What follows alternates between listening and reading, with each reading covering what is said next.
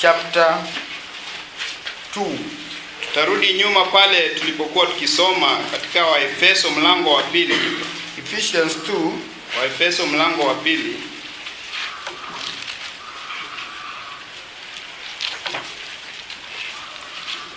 And I want to read nataka kusoma verse 10. Kifungu cha 10. Ephesians 2 verse 10. Waefeso 2 kifungu cha 10. Let us pray. Our Heavenly Father, give us, Lord, your kind of understanding. We realize, and Father, now we are witnesses, that thy word is hidden, and so much hidden. Dear Lord and Heavenly Father, you give supernatural understanding. Even the Bible says you opened their understanding that they may be able to understand the scriptures. Dear Father, and because your plan is all found within the scriptures, dear Lord, by opening the understanding, you are in short opening.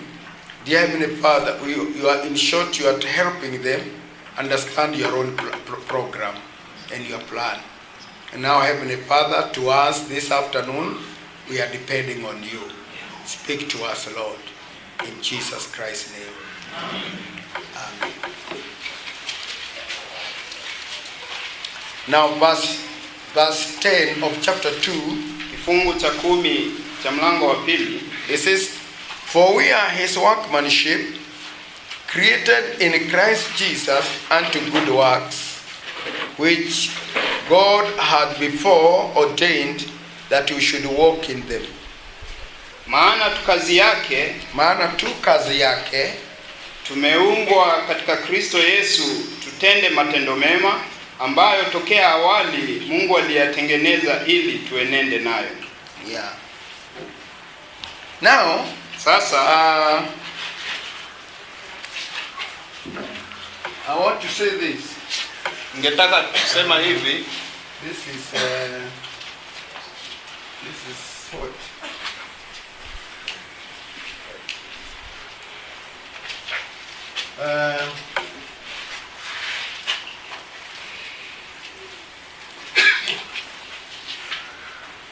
A new creation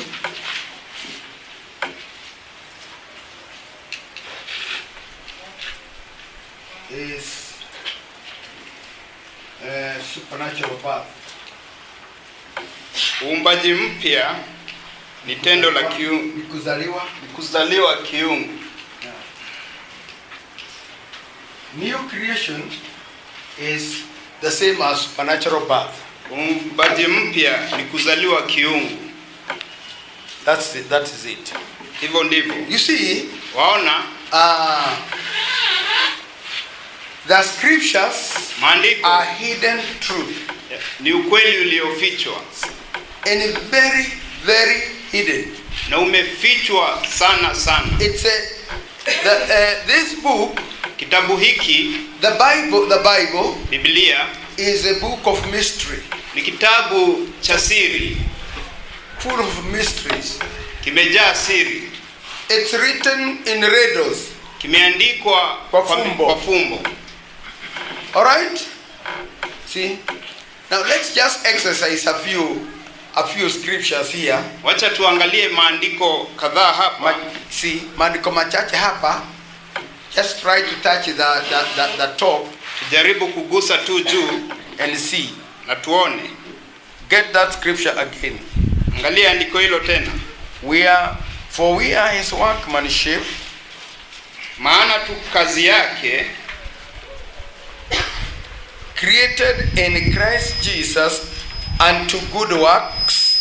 Tumeumbwa katika Kristo Yesu tutende matendo mema,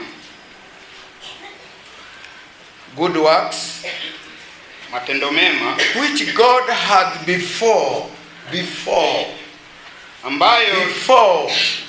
ordained that we should walk in them, ambayo tokea awali Mungu aliyatengeneza ili tuenende nayo.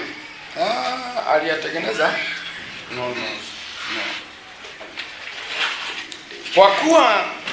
Kwa kuwa tu kazi yake tumeumbwa katika Kristo Yesu, kwa matendo mazuri, au ili tutende matendo mazuri ambayo Mungu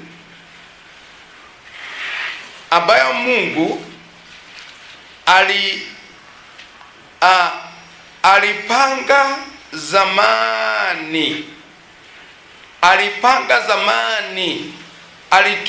aliteua zamani kwamba tutembee ndani yake, tutembee katika matendo mazuri. That was something that God planned. Hilo ni jambo Mungu alipanga. He planned. Alipanga. Now, sasa, what did he plan? Nini alipanga? That you will have new creation. Kwamba atakuwa na viumbe vipya. Atapata ubaji mpya. And this new creation, na uumbaji huu mpya, will be in him. Utakuwa ndani yake. And will have good works. Na utakuwa na matendo mema. That is holy life. Sema maisha matakatifu. It will be holy. Itakuwa new creature will be holy. Kiumbe kipya kitakuwa kitakatifu. Now, let's go back to the beginning. Twende pale mwanzo. Now, sasa, God existed alone. Mungu alidumu peke yake. He was Elohim. Alikuwa adumuye peke yake. Elohim is one who exists alone. Elohim ni yule ambaye hudumu peke yake. But he planned not to exist alone, lakini alipanga asidumu peke yake, but have his family, bali awe na jamii yake, watoto wake. And when he brought out Adam, na wakati alipomleta Adamu, he brought him out of himself. Alimleta kutoka kwake mwenyewe. Alimtoa ndani yake mwenyewe. So the prophet says, kwa hivyo nabii anasema, God created Adam, wakati Mungu alipomuumba Adamu, he was no longer he ceased from being Elohim. Akawacha kuwa adumuye peke yake. He became Jehovah. Akawa Yehova, one who exists with his family, ambaye yeye adumuye na jamii yake. Because, and he says, when he created Adam, anasema wakati aliumba Adamu, he said, anasema, there is something that is off of myself. Pale kuna kitu ambacho kimetokana na mimi. Kimetoka ndani yangu mimi mwenyewe. Hicho kimetoka ndani yangu. And he said creative. Na akasema kiumba. Akasema, you know, the Bible is just God's wisdom. Wajua Biblia, even the language is God's language. Hata lugha yenyewe ni lugha ya Mungu. It's in riddles. Iko kwa fumbo. Now when he created, he said, wakati aliumba alisema, I'll create one, nitaumba mmoja, who will be in my own image, ambaye atakuwa kwa sura yangu. Atakuwa sura yangu mwenyewe. See, he'll be in my likeness. Atafanana na mimi. And now for him to be in God's image, na sasa ndio akuwe katika ili awe katika sura yake Mungu, he had to come out of God in order to be the same, to be like him. Ilibidi atokane na Mungu, atoke ndani ya Mungu ili awe kama yeye. Afanane na yeye. Ili afanane na yeye. Is that very clear? Now, sasa, but from there, lakini kutoka hapo, Satan spoiled that plan. Ibilisi akaharibu mpango huo. Such that hivi kwamba when another one came, wakati mwingine alipokuja, He came of flesh. Alikuja katika mwili. Alikuja mtoto wa mwili. Because God had since put Adam in flesh. Kwa sababu he had since separated that flesh and separated the spirit. Kwa sababu Mungu alikuwa ameweka Mungu alikuja akaweka Adamu kwa mwili, akatengeneza ule mwili na akatengeneza roho. When the devil came, na wakati shetani alipokuja, he connected flesh with flesh. Akashikanisha mwili na mwili. And he bore flesh. Na akazaa mwili. Is that right? And that which was born of flesh, na kile ambacho kilizaliwa na mwili, was subject to death. Kilikuwa ni cha kufa. Kikawa ni cha kufa. Meaning it has not come the way it should have come. Kuonyesha kwamba hakikuja vile ambavyo kingekuja. But God is saying here, lakini Mungu anasema hapa, that he will have another creation. Kwamba atakuwa na uumbaji mwingine. And he planned, na akapanga, when he will call us, wakati atatuita, he will have us as new creation. Atakuwa na sisi kama viumbe vipya. If the first creation, kama kiumbe cha kwanza, produce something in his likeness, kilitoa kitu cha sura yake, the second creation, uumbaji wa pili, will also produce one of the image of God. Pia kitatoa mwingine aliye sura ya Mungu. And if you check this scripture, na kama ungeangalia andiko hili, see, waona the first creation, uumbaji wa kwanza, was created in God. Uliumbwa na Mungu. The second creation, uumbaji wa pili, is also in Christ. Pia ni katika Kristo. Uko katika Kristo. This scripture, kiumbe hichi, this scripture, hii andiko hili, and John 17 na Yohana 17 is actually the same. Hakika ni sawa. We are created in Christ Jesus. Tunaumbwa katika Kristo. In other words, we are in Christ. Tuko ndani ya Kristo. Right? Sawa.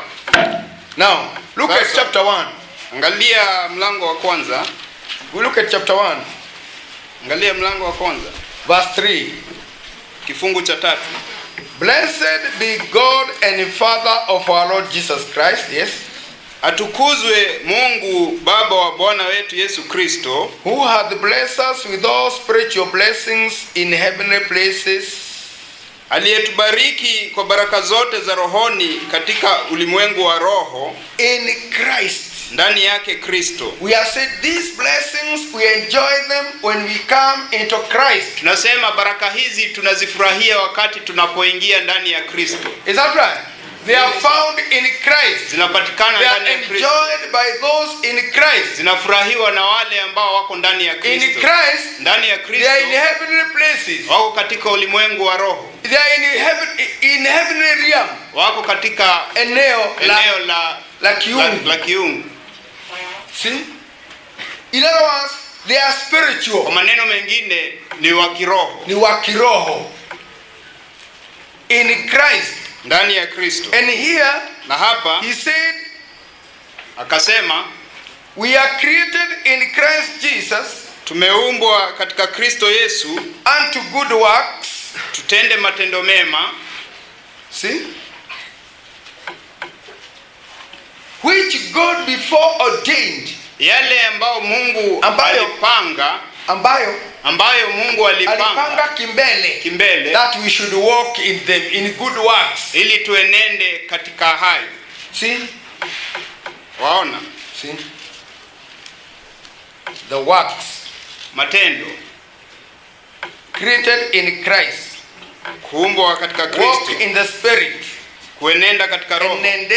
Enendeni katika roho. And ye shall not fulfill the works of the flesh. Na mtatimiza matakwa ya mwili. See? The works. Matendo ya mwili. Matendo ya mwili. Walk in the Spirit. Enendeni katika roho. To walk in the Spirit is to walk in Christ. Kuenenda katika roho ni kuenenda ndani ya Christ. Na kuwa ni kipande cha Kristo. Now, to be created in Christ Jesus, kuumbwa katika Kristo Yesu, is actually to come out of Christ. Hasa ni kutoka katika Kristo. Is to come out of Christ. Ni kutoka katika Kristo. is to be part of him. ni kuwa sehemu That yake, Christ has something that has come out of him. kwamba Kristo kuna sehemu ambayo imetoka ndani yake. To create anew, kuumba upya is to give supernatural birth to a child. ni kupeana, Ni kuzaa mtoto wa kiroho. ni kuzaa mtoto wa kiroho, Is to create anew. ni kuumba upya. And this new creature Na kiumbe hiki kipya produces good works. hutoa Kinatoa matendo mema, mazuri. Because it is in Christ. kwa sababu kiko ndani ya Kristo. Katika Kristo na Kristo yu ndani yake. It produces good works. Inatoa matendo mazuri. In another way it says, Kwa maneno mengine inasema chapter 1 there, katika mlango wa verse kwanza 4, haya, according as he has chosen us kama vile alivyotuchagua in him. katika yeye, There it is again. In ndio hiyo Christ. tena, katika Kristo, Here in him. ndani yake, He chose us in him. alituchagua And ndani we are yake. trying to explain this was another time. Na tulikuwa tukijaribu kueleza mambo haya, To be chosen in him. kuchaguliwa ndani If yake. you are chosen in him, Kama ulichaguliwa ndani yake, kama tumechaguliwa ndani yake, kama tulichaguliwa ndani yake, it means then we were in him. yamaanisha kwamba tulikuwa ndani yake. Now when we come out of him, Sasa wakati tukitoka ndani yake, we shall still be part of him. tutakuwa bado sehemu yake, Tu ndani yake. tu ndani We are yake, part of him. tu sehemu yake. See? And then it says, Tena yasema according as he has chosen us in him, kama vile alivyotuchagua ndani yake before the foundation of the world. mbele ya misingi ya ulimwengu, kabla ya misingi ya ulimwengu, kabla kuwekwa misingi ya ulimwengu, that we should be holy, kwamba ili tuwe watakatifu and without blame before him, watu wasio na hatia mbele zake, in love. katika pendo. In love. What is love? Pendo ni In nini? God. Ndani ya Mungu. That we should be holy, Ili tuwe watakatifu in God. ndani ya Mungu, Blameless, wasio na hatia in love, in God. katika pendo, In ndani ya Christ. Mungu, ndani ya Kristo. And there we are created anew. Na hapo tumeumbwa upya In Christ. ndani ya Kristo. And so we have good works. Na kwa hivyo tuna Because we are matendo mazuri created in him. kwa sababu tumeumbwa ndani yake. And Jesus in John 17 prayed Na Yesu katika Yohana 17 that we aliomba be in him. kwamba tuwe ndani yake. Why did Jesus pray that we be in him? Mbona Yesu aliomba tuwe ndani yake? Because as you can see here, Sababu kama unaviona hapa, before the foundation of the world, kabla ya misingi ya ulimwengu, we were supposed to be in him. tulikuwa tuwe ndani yake. And when he prays that we be in him, Na wakati anapoomba tuwe ndani yake, he is simply praying. Anaomba. He is simply praying for his own plan. anaomba kulingana na mpango wake mwenyewe. You say, now God pray for his own plan. Sasa Mungu anaomba kulingana na mpango wake mwenyewe. Mungu aobe mpango wake. Mungu aobe mpango wake. He was acting a man there. Alikuwa akitenda kama mwanadamu pale. A man was praying alikuwa for anaomba God's plan to be fulfilled. kwa mpango wa Mungu. Mwanadamu Kristo alikuwa akiomba mpango wa Mungu utimie. Because that's what he planned. Sababu hivyo ndivyo alipanga. God planned, Mungu alipanga we would be holy. Tutakuwa watakatifu. God planned, we would be blameless. Tutakuwa wasio na hatia. See?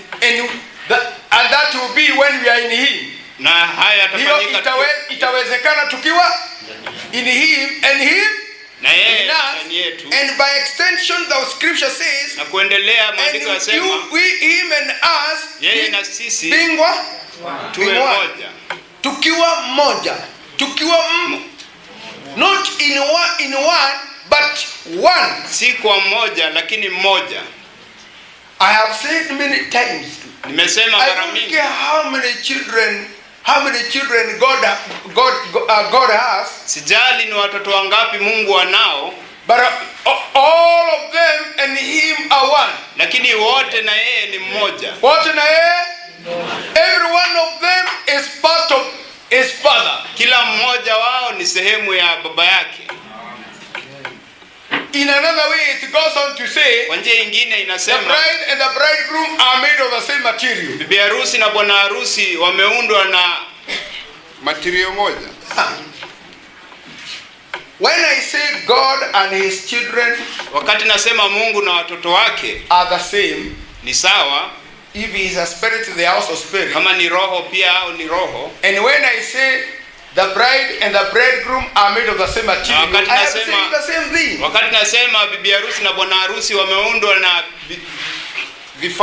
kifaa kimoja, nasema jambo moja. Nasema jambo moja, but in different ways. Lakini kwa njia tofauti. When Jesus says we be in him and him in us, wakati Yesu anasema tuwe ndani yake na yeye ndani yetu, and by that we be one, na kwa hiyo tuwe mmoja, is saying the same thing. Inasema jambo moja. See? Waona? Now I have always asked, where is the denomination coming even closer to what God wants? Sasa nimekuwa nikiuliza dhehebu. Hata ni wapi ninakaribia mpaka wa Mungu? Dhehebu. Take an Anglican, he dies an Anglican. Chukua Mwanglikana na kufa Mwanglikana. What God wanted us to do, ile jambo Mungu anataka tufanye. Don't understand. Madhehebu hayajui. They are beating a bush. Wanapitia kando kando. Wanapiga tu vichaka ambavyo they don't know where north is. Wanapiga vichaka ambao hajui mahali kaskazini na kusini ilipo. And is the devil is a confounder. Na ni ibilisi ni mtatanishi.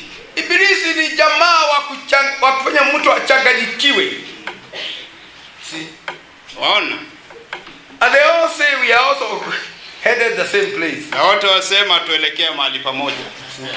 But you are not walking in the same direction. Lakini hatuendi pande moja. Lakini hawaendi njia moja, but they are saying we shall land in the same place. Lakini wanasema tutafika mahali pale pamoja. Jesus said, I am the way. Yesu alisema mimi ndimi njia. If you want to make it, kama unataka you must take the way. Chukua njia. And if he is the way, na kama yeye ndio njia, if he is the way, kama yeye ndio njia, the Anglican will have to take that road. Mwanglikana itabidi afuate njia hiyo. The PC will have to take that road because the ways here are not two. Kwa sababu njia hapa si njia hapa si mbili ni moja. And he is the way. Na yeye ndio njia. And he is the word. Na yeye ndio neno. So if you are on the way, kwa hivyo kama kuna njia, you are with the word. You are following the word. Unafuata neno. See? Now, sasa to create a new, kuumba upya, to give supernatural birth. Ni kupeana kuzaliwa kwa kiungu. Si kupeana, ni kuzaliwa kwa kiungu. Yeah, ni kuzaliwa na Mungu. Ni kuzaliwa na Mungu mwenyewe produces new creation.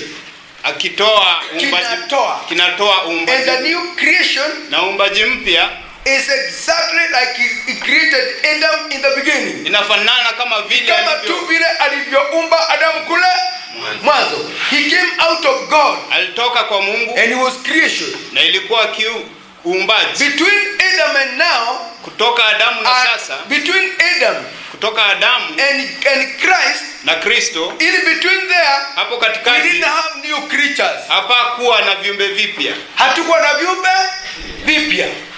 God didn't create Abraham. Mungu hakumuumba Ibrahim. He was here to create him. Alikuwa muumbe baadaye. Alikuwa bado That's why the Old Testament saints resurrected when Jesus Christ resurrected. In other words, they received life which they testified in their worship in the Old Testament. Ndio maana watakatifu wa Agano la Kale walifufuka na Kristo. In other words, walipata ule uzima ambao walikuwa wakitazamia. See? That is it. They received the life. Walipokea uzima. The life they were all along testifying about. Uzima ambao walikuwa kishuhudia. Because they used to keep the law. Kwa sababu walikuwa the law that talked about the Lamb of God. Torati ambayo ilikuwa inanena kuhusu mwana And kondoo now wa the Lamb of Mungu. God has come. Sasa mwana kondoo So wa Mungu he amekuja, fulfills to them what they were always practicing in shadow form. akatimiza yale ambayo alikuwa Akawatimizia kile ambacho kila wakati walikuwa wakitenda kama kiburi. And that's why they are called Old Testament saints. ndio maana wanaitwa watakatifu wa Agano la Kale. Watakatifu wa Agano la Kale. They looked forward to this. Walikuwa wakitazamia Like Job, he said, I know my Redeemer liveth. kama Ayubu alisema, Najua mkombozi wangu yuishi. And in the last days he shall study here. na wakati wa mwisho nitamuona, atasimama hapa. See? Now that is a prophet. Huyo ni nabii. Alikuwa nabii. Huyo alikuwa nabii. See? Now, that's what it says also. Ndio maana inasema pia, If anybody be in Christ, kama yeyote mtu akiwa ndani ya Kristo, say that again. mtu akiwa ndani ya Kristo, He is a new creature. yeye ni kiumbe kipya. In other words, he is created a new, and to be in Christ is to have the Spirit of Christ in you. So the Spirit of Christ is in you, and the Spirit of Christ that is in you, and the one in Christ is the same. So you and Christ are one. He is in you and you are in him. Yuko ndani yake na wewe uko ndani yake. To be in him and you are, to be in you and he is in you. Kuwa ndani yake na yeye ndani yako. It means what you are, he is. Alicho ndicho ulicho. And what he is, you are. Na alicho ndicho wewe ulicho. Ulicho ndicho alicho, na alicho ndicho ulicho. You and him are one. Wewe na yeye ni mmoja. Is he God? Si yeye ni Mungu? You are God. Wewe ni Mungu. Is he holy? Yeye ni mtakatifu. Ni mtakatifu, so you are. Pia wewe mtakatifu. Is he righteous? Ni so you are. Mwenye haki. Pia wewe ni hivyo. Is he good? Ni mwema. So you are. Vile vile. Is he a judge? Ni hakimu, so you are. Pia wewe vile vile. Shall we not judge the world? Hatutahukumu ulimwengu. So we are. Hivyo ndivyo. See? That's a new creature. Hicho ni kiumbe kipya. Hicho ndicho kiumbe kipya. And the new creature, it says here, na kiumbe kipya inasema hapa, that we are created in Christ Jesus. Tumeumbwa katika Kristo Yesu. To be created in Christ Jesus, kuumbwa katika Kristo Yesu, is to come out of Christ. Ni kutoka ndani ya Kristo. And is to receive na ni kupokea his own spirit. Roho wake mwenyewe. The bride comes out of the bridegroom. Bibi harusi atokana na bwana harusi. Listen, the bride comes out of the bridegroom. Bibi harusi atoka ndani ya bwana harusi. Adam came out of God. Adamu alitoka ndani ya Mungu. Is that right? Yeah. The bride comes out of Christ. Bibi harusi anatokana na Kristo. When Adam came out of God, wakati Adamu alitoka ndani ya Mungu, he became a new creature. Akawa kiumbe kipya. When we come out of Christ, wakati tunatoka ndani ya Kristo, we become a new creature. Tunakuwa kiumbe kipya. We are created anew. Tumeumbwa upya. I said to create anew. Nimesema kuumba upya. Supernatural birth. Ni kuzaliwa kiungu upya. And to be born, and to have supernatural birth is to be born of God. Na kuzaliwa kiungu ni kuzaliwa na Mungu. And to be born of God is to come out of God. Na kuzaliwa na Mungu ni kutoka ndani ya Mungu. Ni kutoka ndani ya Mungu. And when you come out of God, na wakati unatoka ndani ya Mungu, you are a new creature. Wewe ni kiumbe kipya. Automatically you produce good works. Amen. Kama unatoa matendo mema. Yeah. 1 John 3:9. Yohana, let's just read that scripture. 1 John 3:9.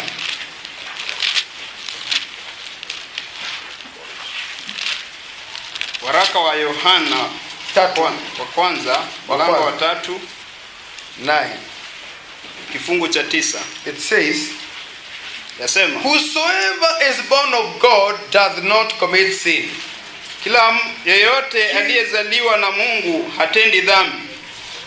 There it is. Born of God. Zaliwa na Mungu. Now,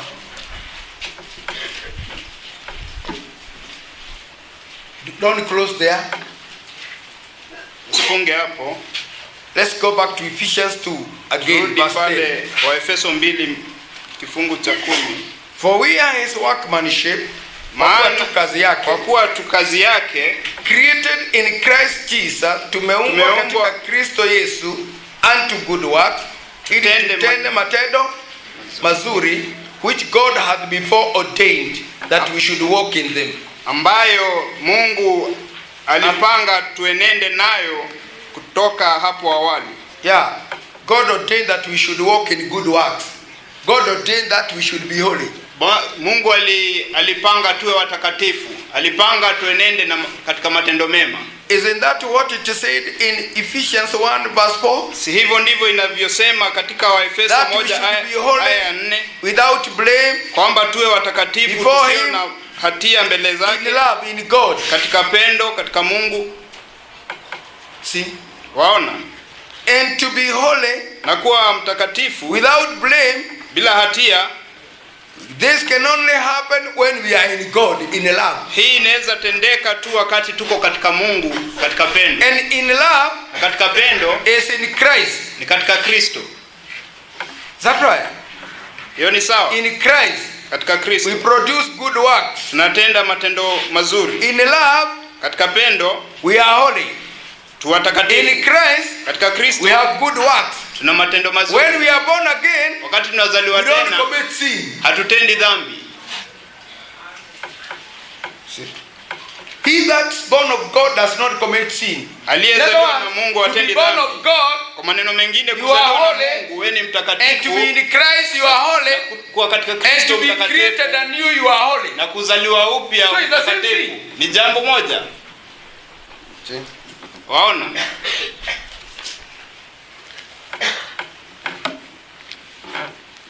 Imagine if we didn't know these things. Fikiria kama tungejua mambo haya. Oh, we would really be struggling to be good people. Tungekuwa tunakazana kuwa watu wema. Wouldn't we? Yeah. Oh, he wants us to be good people. Anataka tuwe watu wazuri. He wants you to be a good person. Anataka uwe mtu mzuri. Let us try to be good. Acha tujaribu kuwa wazuri.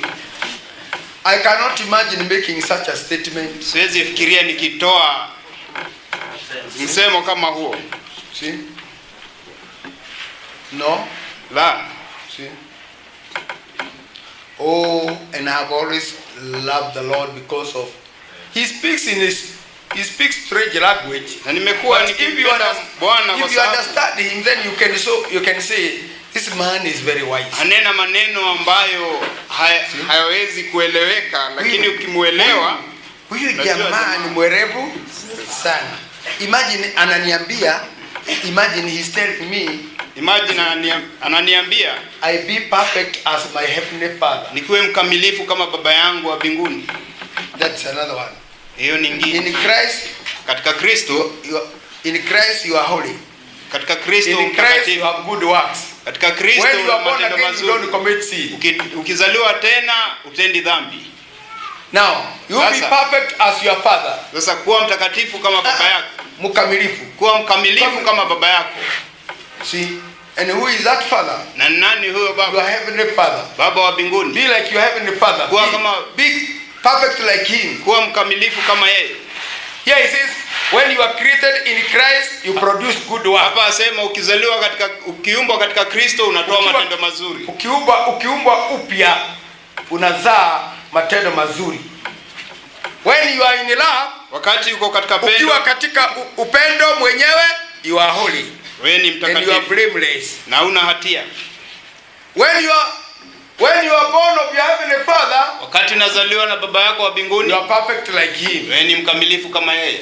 He that is born of God does not commit sin. Aliyezaliwa na Mungu hatendi dhambi. Has good works. Ana matendo mazuri. So he is in Christ. Kwa hivyo yuko ndani ya Kristo. This is a strange language. Hii ni lugha ieleweki. But is he speaking the same thing? Lakini ananena jambo moja. Speaking the same thing, but ananena jambo moja. Going this way and that way. Lakini anapitia njia hii na hii. And the Holy Spirit say, na Roho Mtakatifu anasema, who shall I teach wisdom? Ni nani who shall I teach knowledge? Who shall I make to understand the doctrine? Nani nitakayemfanya elewe fundisho? I'll give a little here. Nitapeana kidogo And hapa I'll give him a little there. na kidogo pale. I'll take little there and Nitachukua bring kidogo connect pale. it with little Nishikanishe here. na kidogo hapa. I'll take here and Nitachukua connect hapa. with that. Nishikanishe Get that na on pale. that one. Nichukue Then na ile. he will have knowledge. Kisha atapata maarifa. Another thing I want to say Jambo lingine nataka kusema is that as you were saying here before, ni kwamba kama tulivyokuwa tukisema hapa beleni about grace and how he chose us, kuhusu neema na vile alituchagua, you see, he also planned pia alipanga that we would be holy. kwamba tutakuwa watakatifu. So he gets you, Kwa hivyo anakupata, washes your sins, anakuosha dhambi zako, brings you, anakuleta. see, he has chosen you. Si amekuchagua? He chose you. He Alikuchagua. foreknew you. Alikujua. So when he calls you, Kwa hivyo anapokuita,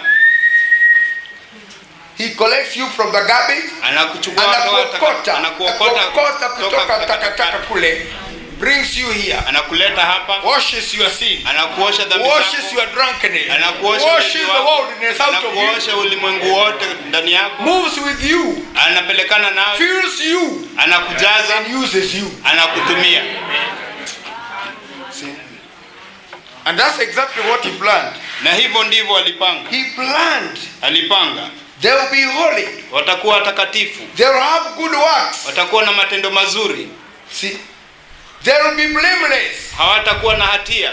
Knowing very well Akijua vema that for them to be that, kwamba ili wawe hivyo, he will bring them the way he should have brought Adam.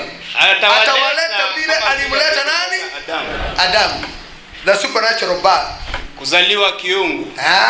Then he comes and turns around, he says, Anakuja na kusema, unless a man is born again, isipokuwa mtu asipozaliwa mara ya pili, he cannot understand the things of the kingdom. hawezi kuelewa mambo ya ufalme. He's not saying unless a man be in Christ, he's saying unless a man is born.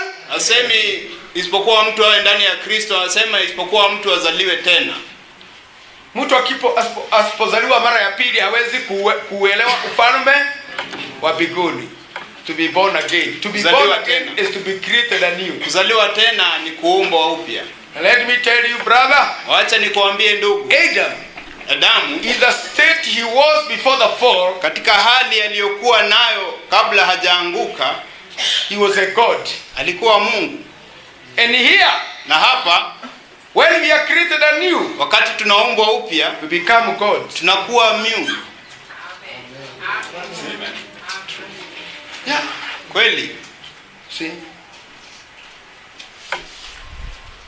Now, sasa, but because we are in this body, lakini kwa sababu tuko katika miili hii, the Holy Spirit, Roho Mtakatifu, works with limitation. Anatenda akiwa na he limits his operation in us. Anatenda kipima, anapima uwezo wake ndani yetu. Anapima. Listen, anasikiza. But you know, lakini wajua, with the Holy Ghost, na Roho Mtakatifu, the prophet says you can create another world. Nabii asema waweza kuumba ulimwengu mwingine. Ukiwa na Roho Mtakatifu unaweza kuumba dunia nyingine. See? He can. He's in you. Yuko ndani yako. He can speak. Anaweza nena if he wanted. Angetaka. And lift us from here. Na atuinue kutoka hapa. In you. Ndani yako. And all of us land in our homes in a second. Na sisi sote tufike manyumbani kwetu kwa nukta. Anaweza nena kupitia wewe. Now that the meeting is over, Mungu anaweza kuambia kwa sababu mikutano imeisha. Can you speak? Unaweza nena. Can you speak? Unaweza nena. Speak. Nena. That all these people kwamba watu wao will be in their houses. Wawe katika manyumba zao. And you say, thus says the Lord. Na tuseme hivi asema Bwana. I command all of you to be in your houses. Na amuru kila mmoja wenu awe nyumbani mwake. And the moment na wakati maneno haya yananenwa, You find yourself in your house. Unajipata kwa nyumba yako. He can do it. Anaweza fanya hivyo. Amen. Amen. See. Now, Sasa, so there is what he wanted us to be. Kuna kile ambacho anataka tuwe. But you see, he speaks in a twisted way. Lakini ananena kwa njia ya I pray they be in me and I in naomba them, wawe ndani yangu and na them mimi in ndani me yao. be one. Na hao na mimi tuwe mmoja. For we are his workmanship created in Christ Kwa Jesus sababu tukazi ya unto good works. kazi ya Unto good works. mikono yake tumeumbwa katika Kristo Yesu tutende matendo Ili mazuri. tutende matendo mazuri. Be perfect, Kweni wakamilifu even as your heavenly Father. Isn't God perfect? kama vile baba yenu Be perfect. wa mbinguni. Weni And wakamilifu. by be perfect, Na kuwa na kwa wakamilifu. kusema kuweni Wakamilifu. see, he is simply saying you be born of the heavenly Father. Anasema uzaliwe na baba wa mbinguni. Not you try to. Si ujaribu.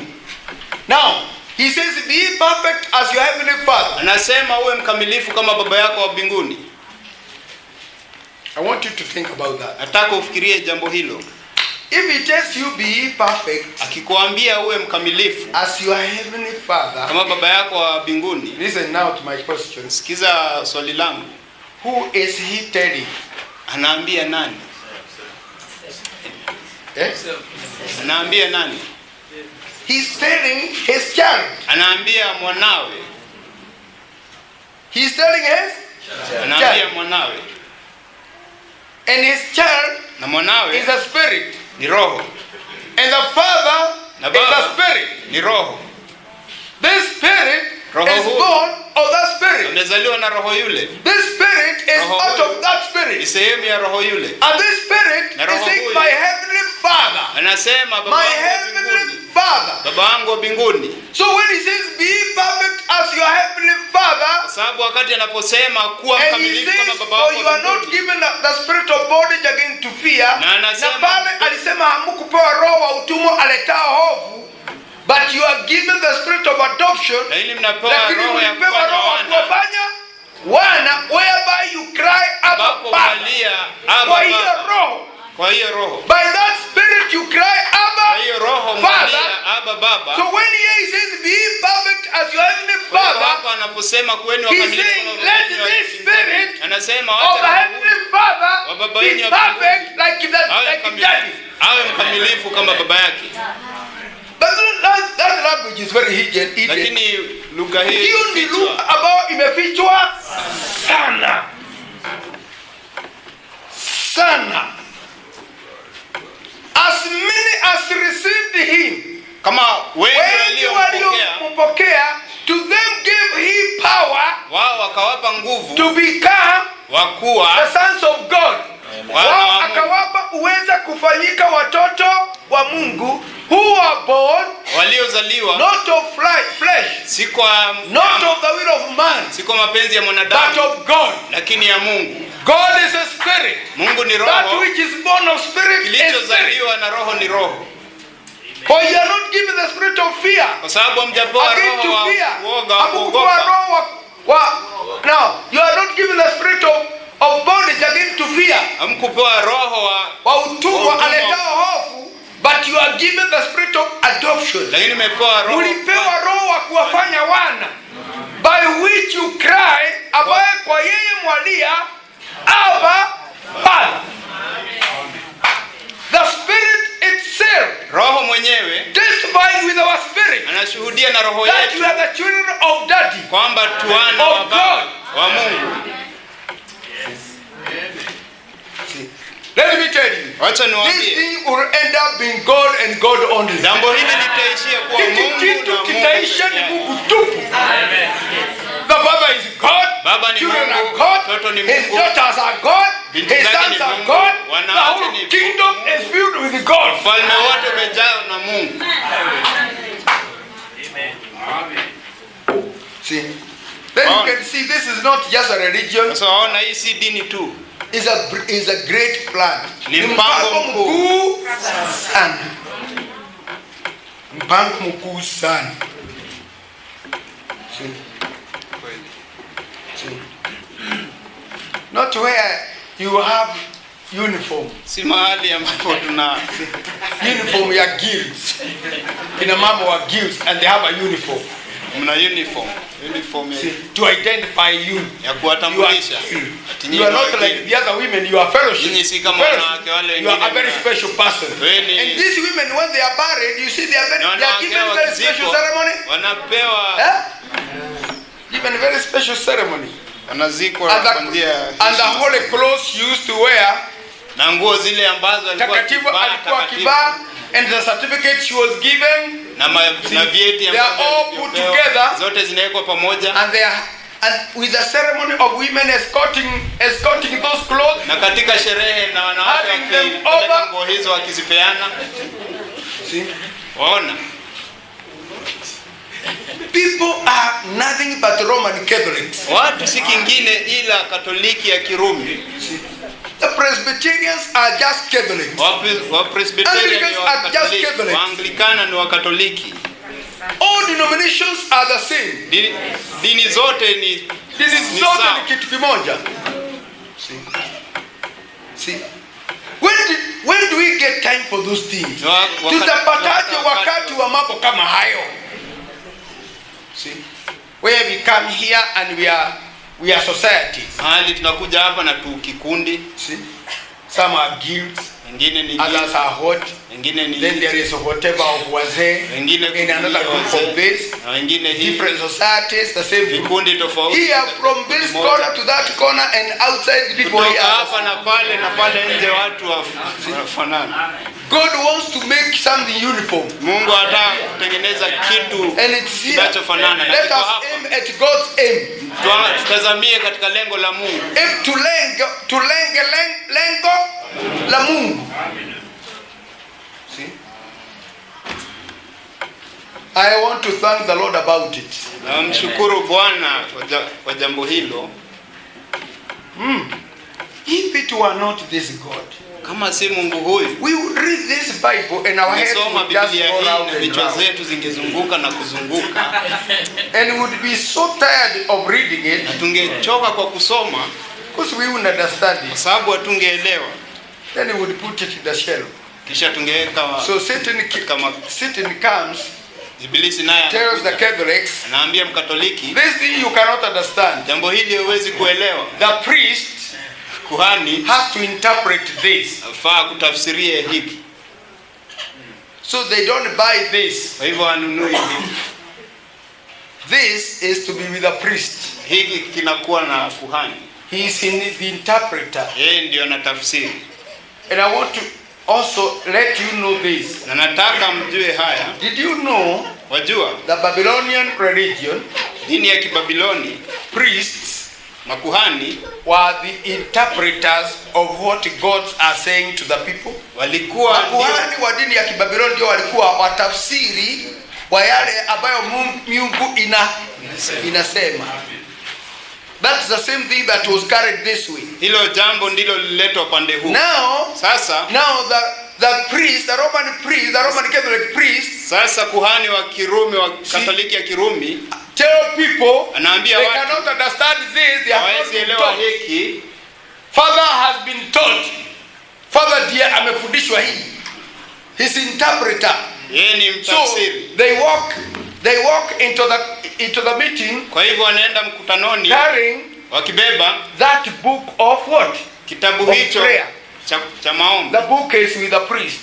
Kitabu kina kuhani. The book of God kitabu cha the priest. Kina kuhani. He alone is the interpreter of the God. Ndiye anatafsiri miungu. Ndiye anatafsiri mambo ya miungu. So he walks with this. Kwa hivyo anaenda nacho. And that fellow there is in the interpreter. Na yule mtu pale ndiye mtafsiri. That is exactly a Babylonian religion setup. Hicho ni hakika mpangilio kabisa wa dini ya Kibabiloni. They depend on the priest. Wanamtegemea kuhani. And the devil now used that. Na shetani anatumia haya jambo hilo to tell people anything. Kuambia watu chochote. God have said that. Wanaamini miungu amesema hivyo. The one who is given interpretation, yule ambaye anapewa tafsiri, the gods wa kutafsiri miungu, mambo ya miungu, says this. anasema hivi. So God says this. Kwa hivyo Mungu anasema And hivi. people believe it. Na watu wanaamini. Because they believe they have no ability to interpret. Kwa sababu wanaamini hawana They uwezo are wa not given that kutafsiri. power. Hawajapewa The nguvu priest hizo. has the power. Kuhani ndio na nguvu hizo. And it's the same thing with the Presbyterian. Na jambo hilo ndilo Hicho ndicho cha mhubiri wa Presbyterian. That's why people die for what the pastor is saying. ndio maana watu wanakufia na lile pastor alisema. But let me tell you, Lakini wacha niwaambie, that God is his own interpreter. Mungu ndiye ujitafsiri. Me, I'm not an interpreter. Mimi si mtafsiri. God is his own. Mungu ndiye ujitafsiri. Let me ask you a question. Wacha nikuulize swali. All that we've been saying since yesterday, Yale yote tumesema hapa kutoka jana, do you see like Brother Mogo interpreted that? waona kama ndugu yetu Mungu anatafsiri The Holy Spirit. Ama The ni Holy Roho Spirit Mtakatifu takes that anachukua and brings hilo, that. analeta And when hilo. you look at it in every way, Na ukiangalia you kwa njia find yote, the minister has not interpreted anything. waona mhuduma ana The Holy jambo Spirit lolote has la explained tafsiri. himself. Ni Roho Mtakatifu Roho amejieleza. ameeleza yeye. See? And the interpreter of the gods is called an augur. Na mtafsiri wa miungu anaitwa Augur. Augur. O-G-R-E. Augur. See?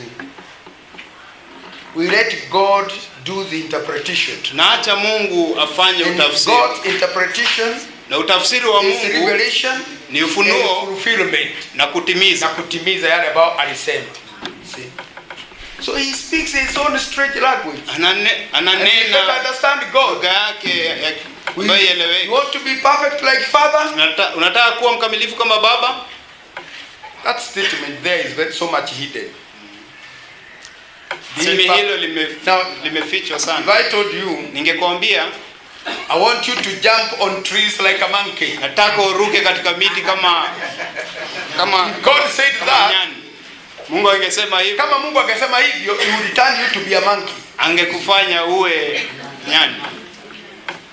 Because he knows you cannot do it. Kwa sababu anajua He huwezi have to kufanya turn you hivyo. to a monkey. If he says, Ingekubidi be akufanye perfect kama as your nyani. heavenly Father, Akikwambia uwe mkamilifu kama baba yako wa mbinguni, he simply saying, anasema be born of the heavenly Father. uzaliwe na baba wa mbinguni. That Father there, it cannot be your father. Baba yule pale hawezi kuwa baba yako. You cannot call him Father Huwezi muita until baba first of all he gives birth to you. mpaka akuzae kwanza. Then your relationship with him will be father and son. Kisha And the father is in heaven, the son is a stranger and pilgrim here. na Baba atakuwa mbinguni, mtoto atakuwa mgeni na msafiri hapa. But they are both son, father and son. lakini wote ni baba na mwana. Now son, be Mwana. perfect like your heavenly father. Kuwa mkamilifu kama baba yako wa mbinguni. Simply, you are born from above. Kwa maneno mengine anasema umezaliwa kutoka Simply, juu. you possess the nature of the one in heaven. Umepokea As his child. asili ya yule wa He mbinguni kama cannot be mwanawe. then you are born of him. Kwa hivyo umezaliwa na yeye. And let me tell you, Wacha nikwambie, if you don't understand the word, kama uelewi neno, leave it there. wachana na, Wait for God's appointed time. ngojea wakati wa Mungu uliofaa. When he told those disciples to be perfect like the heavenly Father, Wakati alipowaambia wale wanafunzi wao wakamilifu you kama know, baba yao wa they looked mbinguni, at Jesus, unajua aliangalia Yesu, walimwangalia Yesu. They didn't understand. hawakuelewa. Be perfect like our heavenly Father. Kuwa mkamilifu They kama didn't baba yetu wa understand. mbinguni, But there is hawakuelewa. one thing I want to thank the Lord about those Lakini kuna jambo disciples. moja nataka kumshukuru Bwana Kwa kwa sababu ya sababu wale wanafunzi wanafunzi, they never took those tapes hawakuchukua kanda hizo and tried to preach them. na kujaribu kuzihubiri. They left them as they were. Waliziacha vile zilivyo. And he told them, when you go to Pentecost, Akawaambia mtakapoenda you will Pentekoste understand these tapes. mtaelewa kanda hizi. When they went to Pentecost, Wakati walienda Pentecost, they would take one tape after another. wangechukua kanda moja baada ya One tape nyingine, after another. kanda nyingine Even they would baada ya get nyingine, the tape mpaka of Joel. wangechukua kanda ya Yoeli Is that right? Another tape of another prophet. na kanda And nyingine ya nabii mwingine, all the tapes say the same thing. na kuna Na kanda kufanya zote. kanda zote zinaenda kitu.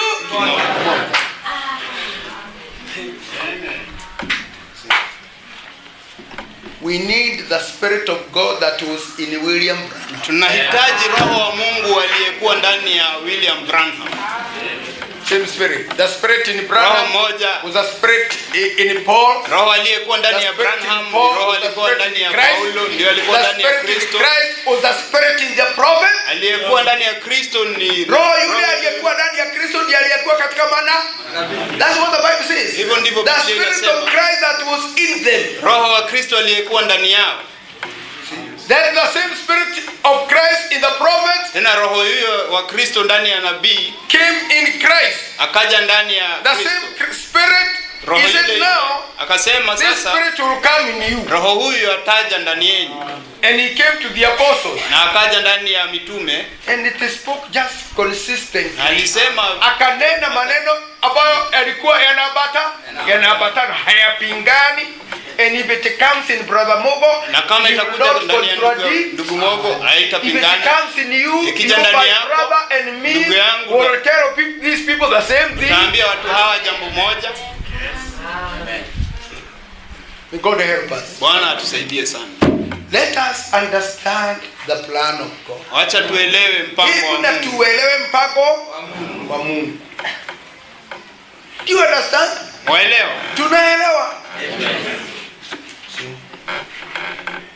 But I won't tell you finally. Lakini nataka kuambia nikimalizia, he will run his program and accomplish the same program in us. Atafanya mpango wake na umalizie. Atatekeleza mpango wake na kukamilisha na sisi. Yeye now that we understand sasa kwa sababu tunaelewa vile anataka. Now that we understand he will do what he wants. Sasa kwa sababu tunaelewa vile atafanya vile anataka. Now that we understand when he wants us to have good works. Sasa kwa sababu tunaelewa vile anataka tuwe na matendo mazuri atakuja ndani yetu ili atoe matendo hayo mema. So the only thing now left with us. Kwa hivyo jambo ambalo litabakia na sisi ni kusema Bwana, kaa ndani yangu. About good works don't worry. Kuhusu mambo mazuri. Let him come in. Now don't worry about good works. Usijali kuhusu mambo mazuri. The prophet says that will be automatic. Nabii asema hiyo itakuwa ni itajileta yenyewe because the one that produces good works is in you. Kwa sababu yeye ambaye anatoa matendo mazuri iko ndani yako. Kuwa mkamilifu. Just have the perfect one in you. Kuwa na yule mkamilifu ndani yako. Don't worry about perfectness from usijali kuhusu ukamilifu kutoka hapo. Is it not simple? Ni rahisi hivyo. He is simply saying seek my holiness. Kwa urahisi anasema tafuta utakatifu wangu. Seek my good works. Tafuta just follow me, I have good works. Matendo mazuri yangu. Niite na matendo mazuri. God bless you very much. Bwana awabariki sana. When we leave these meetings, wakati to different places, tukielekea makwetu, let us be prayerful. Wacha tuwe waombaji. Twende tuwe waombaji. Na kwa wale wote, to all those that are seeking the baptism of the Holy Ghost, kwa wale wote ambao you shall receive it. Kwa wale wote ambao wanatafuta ujazo wa Roho Mtakatifu, nataka kuhakikishia kwamba mtampokea. Atawapa 100% atawapa. 100% atawapa. Don't worry. Sijali. Don't worry. Sikuwe na wasiwasi. Amen. Let us start and pray. Simame tuombe.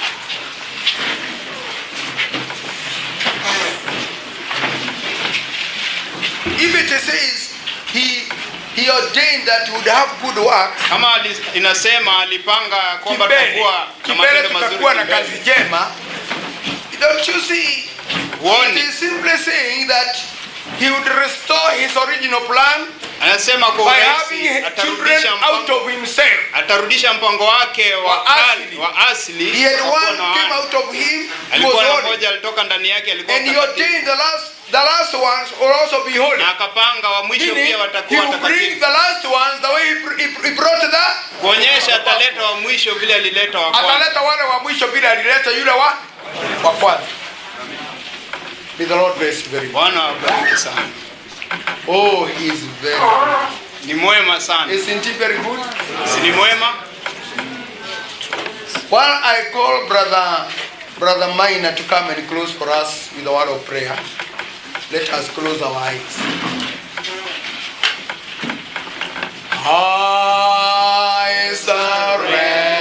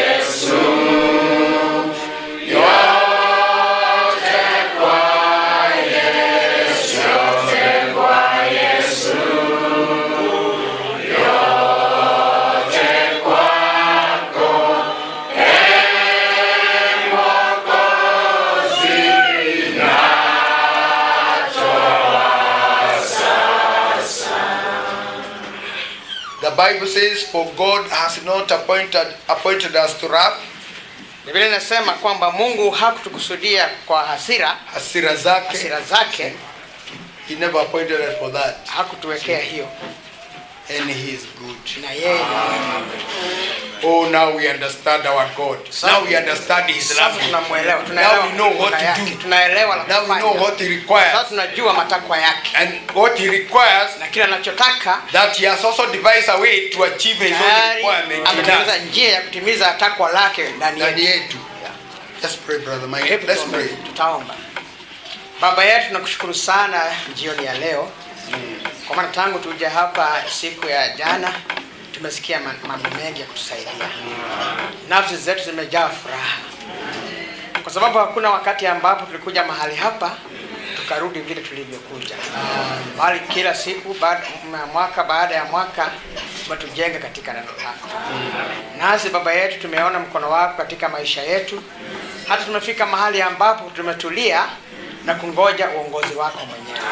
Kwa kuwa uongozi wako peke yake ndiye unaofaa. Kazi hii si kazi ya mwanadamu, Mwenyezi Mungu. Wewe uliyeianzisha, kama vile neno lako linavyosema kwamba wewe ndiye mwanzilishi na utakayekamilisha wokovu wetu. Hatuna jambo la kufanya ndani yake, tunakutegemea wewe uliye msaada wetu. Bila shaka Baba yetu, unajua yote kwamba kuna wengi walio hapa ambao wanakutafuta usiku na mchana. Mioyo iliyo hapa, nafsi zilizo hapa, Mwenyezi Mungu, zinakulilia usiku na mchana zikitafuta ubatizo wa Roho Mtakatifu. Nasi siku baada ya nyingine tumejaa shauku kuu, kwa maana tunajua hauna budi kuwajaza. Neno lako Mwenyezi Mungu limesema wote watakaosikia njaa, watakaopata njaa na kiu kwa ajili ya utakatifu huu, ukasema 100 kwa 100 watajazwa. Neno lako ni la kweli. Tumekuja kudhibitisha kwamba wewe ni wa kweli. Tumening'inia katika ahadi zako. Mwenyezi Mungu, tunakabidhi hawa wote tunapotoka mahali hapa mikononi mwako. Ngojea ushuhuda sehemu mbalimbali ya kwamba umewajaza watoto wako. Hii ndiyo njia ya Mwenyezi Mungu. Sauti yako inazidi kutuambia tutembee ndani yake. Hata ukaja wewe mwenyewe ukasema hakuna awezaye kufika kwa Baba ila kwa njia ya mimi. Baba yetu, tunakushukuru sana kwa mambo hayo. Jinsi inavyowasha mioyo yetu na kuwa na matarajio makuu. Basi tuongoze tutakapo mahali hapa kurudi manyumbani kwetu. Kila mmoja wetu ukatulinda barabarani. Tufikishe manyumbani kwetu Mwenyezi Mungu, na tutashukuru jina lako. Hata pia iwezekane tuje hapa wakati mwingine na kuendelea kula mkate huu. Hatuwezi kuwasahau ndugu zetu, dada zetu walio katika sehemu mbalimbali, ukaweza kuwahudumia wewe mwenyewe. Kwa shida zote walizo ndani yake Mwenyezi Mungu za kiroho, hatuna hofu kwa maana tunajua ni wewe utakayewasaidia. Wewe ndiye mchungaji wetu mkuu, tunakutazamia wewe uwe mchungaji. Na umefanya hivyo mwaka baada ya mwingine, hata ukatuhifadhi katika ulimwengu huu wenye shida nyingi. Ulilofanya kuu kabisa ni kutoa katika mikono ya Ibilisi na kujifunua kwetu kikamilifu. Tuhifadhi katika neno lako na utupe ujasiri tunaohitaji Mwenyezi Mungu. Siku baada ya nyingine tukazidi kukutazamia wewe uliye peke yake msaada wetu. Hatimaye sifa na utukufu zitakuwa ni kwako. Tunakabidhi mambo yetu yote mikononi mwako tukiamini katika jina la Bwana wetu Yesu Kristo. Amen. Oh, the Lord bless you very much. Bwana awabariki sana. Now remember, Sasa kumbukeni, read the message book. someni vitabu vya ujumbe, Listen to the prophet's text. sikilizeni kanda za nabii, Read the Bible. someni Biblia Pray. na kuomba. Is that right? See, we are very expectant. Sisi ni watu walio na matarajio makuu Tuna matarajio makuu sana sana. See, personally, Binafsi it's like I'm feeling a big rain coming. ni kama nasikia kuna mvua kuu inayokuja. See, something is going to Kuna happen. kitu kinachotendeka. I told you last Niliwaambia year. mwaka uliopita, I don't know whether I told you. sijui kama niliwaambia. So far, Mpaka hapo God has taken me 4 major steps. Mungu amenipeleka mimi hatua 4 kuu.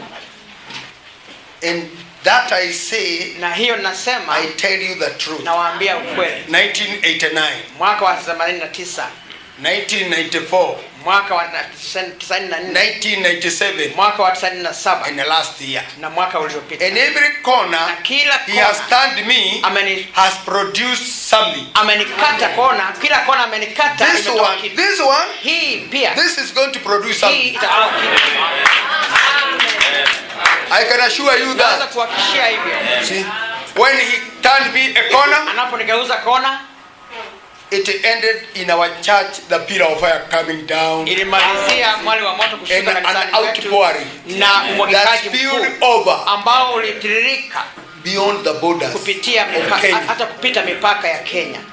In 1997, Mwaka wa in 97, 1994, mwaka wa 94, God spoke to me Mungu akaninenea to tell people, niwaambie watu, heed these further instructions. sikilizeni mawaidha haya Haya yanayofuata, zaidi. mashauri haya zaidi. When people were just shouting, Watu the walipokuwa pillar of wakipiga fire, mwali wa they were moto, looking for the pillar of walikuwa fire, wakipiga mwali wa God moto, wanted now to Mungu alitaka settle. sasa watulie. And you know what God did? Na unajua kile He Mungu took the alifanya? messages of Brother Branham Alishika jumbe za ndugu and made Branham them plain na to us. kuzifanya wazi kwetu, Message after message.